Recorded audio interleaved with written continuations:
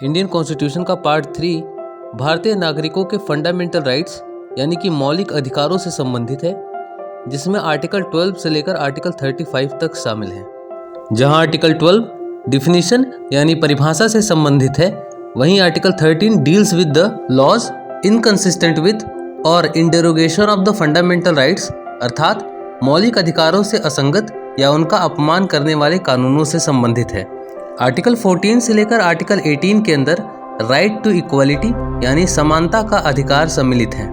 Article 19 से लेकर article 22 के अंदर राइट टू फ्रीडम यानी स्वतंत्रता के अधिकार दिए गए हैं। आर्टिकल 23 और आर्टिकल 24 राइट अगेंस्ट एक्सप्लॉयटेशन अर्थात शोषण के विरुद्ध अधिकारों से संबंधित है। आर्टिकल 25 से लेकर article 28 right to freedom of religion अर्थात धार्मिक स्वतंत्रता के अधिकार से संबंधित है।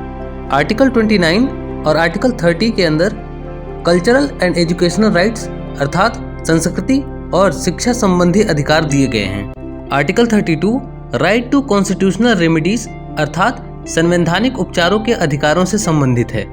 Article 33 involves the power of parliament to modify the rights conferred by this part in their application to forces etcetera, अर्थात इसके अंदर इस भाग द्वारा प्रदत्त अधिकारों को सेनाओं आदि पर लागू होने में रूपांतरित करने की संसद की शक्ति दी गई है। Article 34 deals with the restriction on rights conferred by this part while martial law is in force in any area, किसी क्षेत्र में मार्शल लॉ लागू होने पर इस भाग द्वारा प्रदत्त अधिकारों पर प्रतिबंध इसके अंदर शामिल है। आर्टिकल 35 के अंदर legislation to give effect to the provisions of this part अर्थात इस भाग के उपबंधों को प्रभावी करने के लिए विधान शामिल है। Please like and subscribe the channel for more updates.